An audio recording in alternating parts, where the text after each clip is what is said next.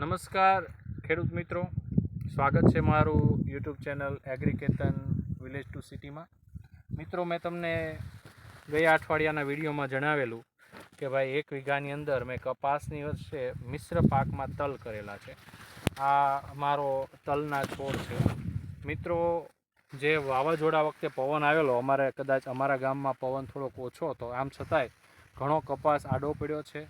તલને effect પણ જે તમે જોઈ રહ્યા છો કે ભાઈ તલનો છોડવો એટલો ડેવલપવાળો છે અને કપાસ એટલો ડેવલપ થયેલો છે, એકબીજાને પવનના સપોર્ટથી સહારો મળ્યો, જેના પરિણામે તલને પણ નુકસાન નથી આવ્યું અને કપાસના છોડને પણ નુકસાન નથી આવ્યું. તલના અને કપાસના જે છોડની જે હરોળો છે એમાંનો એક પણ છોડવો કપાસનો આડો પડ્યો નથી. એટલે ચોમાસા દરમિયાન જો આપણે ધ્યાન રાખ્યું હોય અને મિશ્ર પાક તરીકે કઠોળ વર્ગ છે કે તલનો કોઈ પણ પાક આપણે કર્યો હોય તો એમાં ખરેખર ઉત્પાદન તમને ડબલ મળશે. અને સાથે સાથે આ તલ પાક ઉપર આવી ગયા છે ને હવે તલ નીકળી જશે એટલે શિયાળામાં જે કપાસમાં નવી ફૂટ પડશે એ બહુ સારી એવી પડશે. અને ચોમાસામાં વધારે પાણીના પ્રભાવથી કે વધારે કોઈ પવન કે વાવાઝોડાની ઇફેક્ટ આવે તો બે પાક એક સાથે હોય તો એની જે ઇફેક્ટ છે એ ઓછી કરી દે છે. તો મિત્રો, આ જે મિશ્ર પાક છે એ મારી દ્રષ્ટિએ ખૂબ આપણને ખેડૂતોને સારું પડે એવું છે.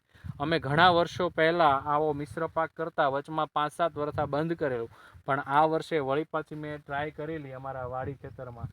તો આ સરસ મજાના તલ પણ ઊભા છે અને જે કપાસની જે રોનક હોવી જોઈએ એ બતાવો ભાઈ, આ કપાસ બતાવો કે આ તલની બાજુનો છોડવો હોવા છતાંય આ કપાસમાં ઝીંડવા કે ફાલ લાગવામાં કોઈ જ તકલીફ જણાતી નથી. આ બાજુ આ તલનો છોડવો છે અને એની બાજુ પાછો આ કપાસનો છોડવો છે.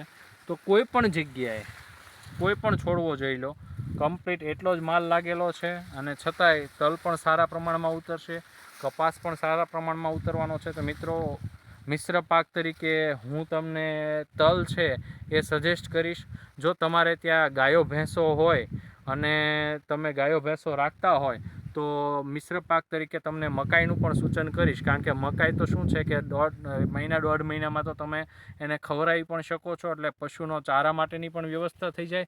તમારે એના માટે સ્પેશિયલ કોઈ જમીન પણ ના છોડવી પડે અને તમારો કપાસ પણ સારો થઈ શકે છે. મિત્રો, આવતા વર્ષે તમે ખાસ આ બાબતનું ધ્યાન રાખીને વાવશો તો તમને પણ આવું પરિણામ જોવા મળશે. આભાર. જય હિન્દ, જય ભારત, જય જવાન, જય કિસાન.